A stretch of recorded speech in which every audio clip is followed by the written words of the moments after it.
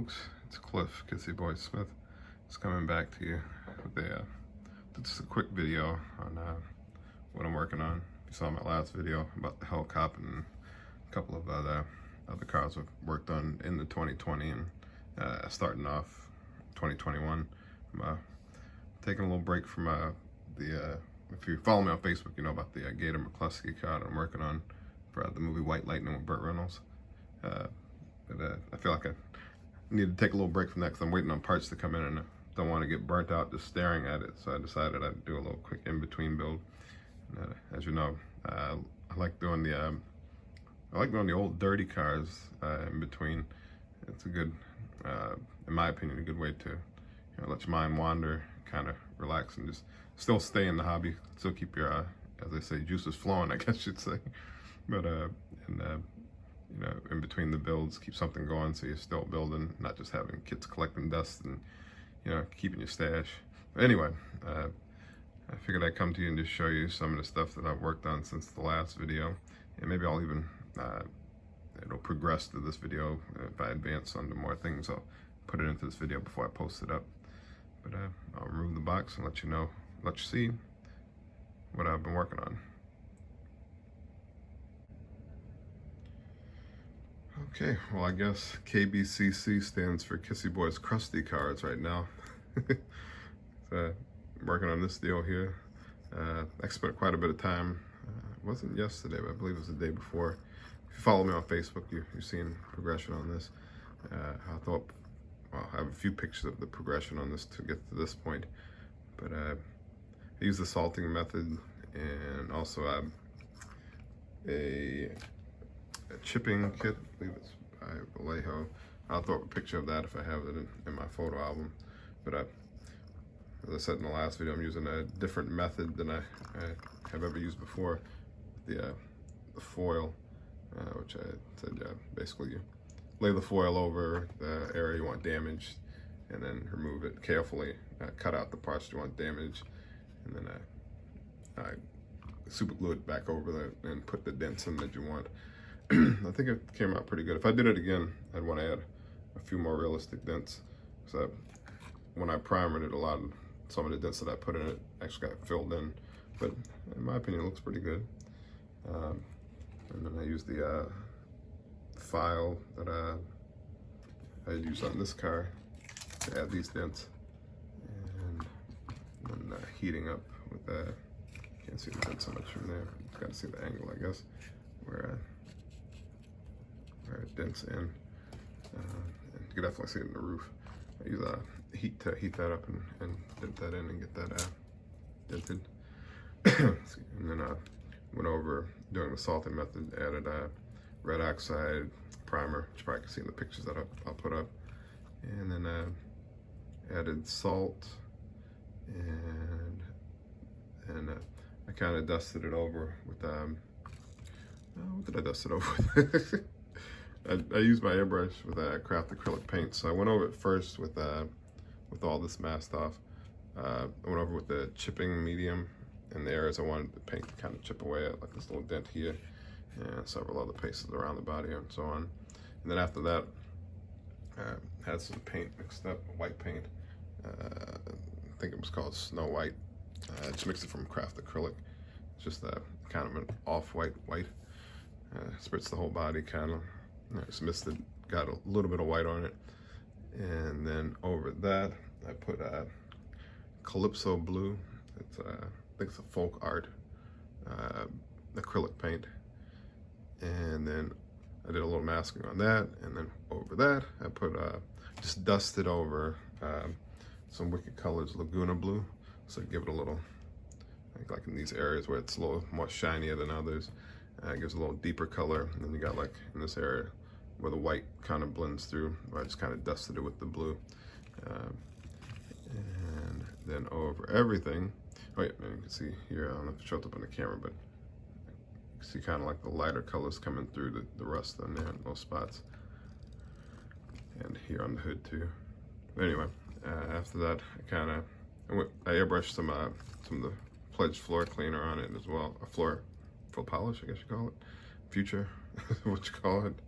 Anyway, some of the areas where it has a little more shine, that's where I had put the future clear coat.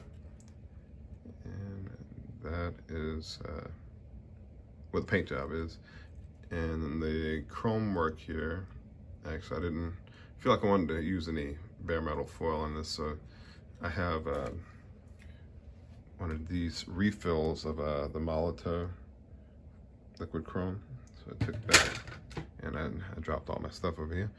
But I took that and a thin brush that my wife got for me a few years ago, and it's kind of, just took it, the brush is really thin. Took that, kind of like a pinstriping, and just kind of went along, like a pinstriping, and just went along it and got that on there. I think it came out pretty good. I mean, it's a junk car, and it was a good way to test to see if I had a steady enough hand to do that.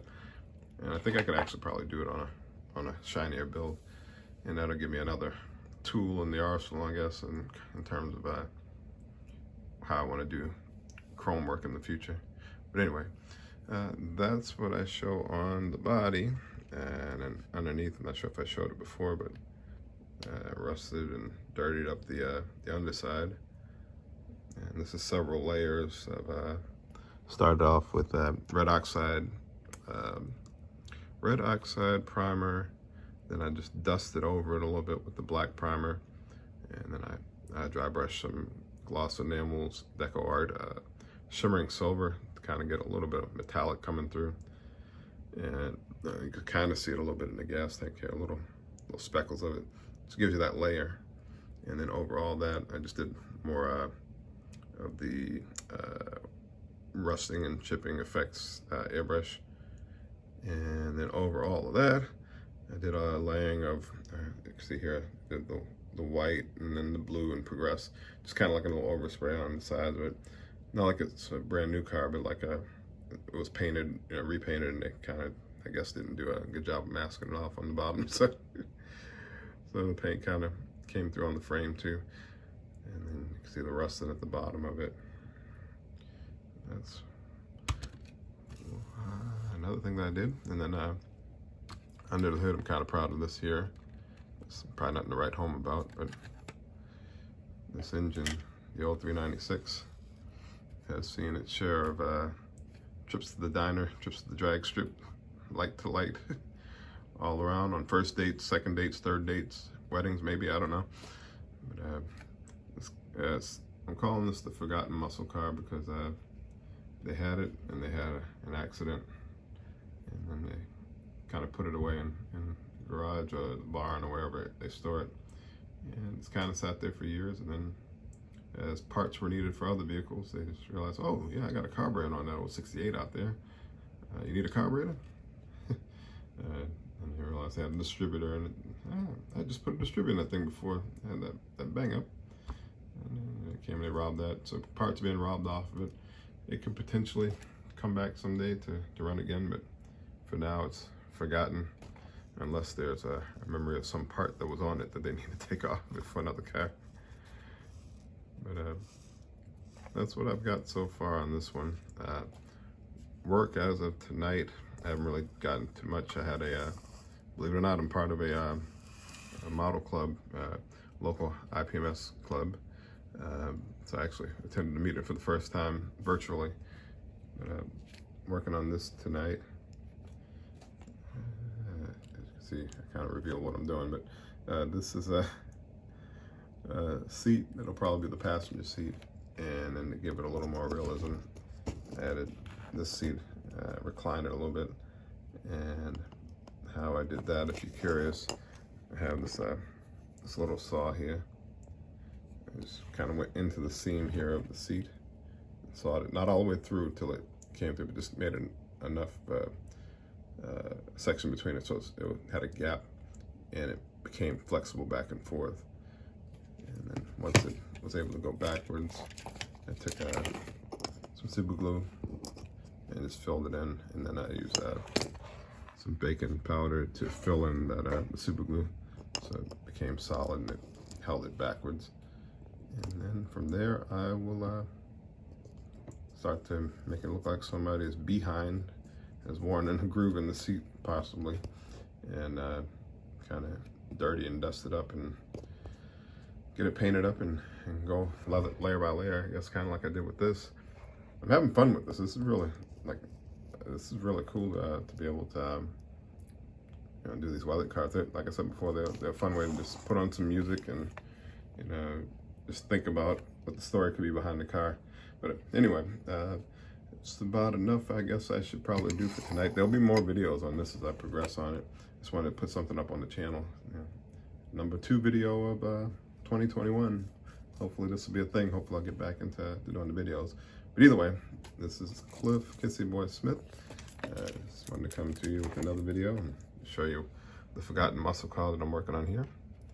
And there will be more coming as this thing continues to become a rusty, crusty hunk of crap.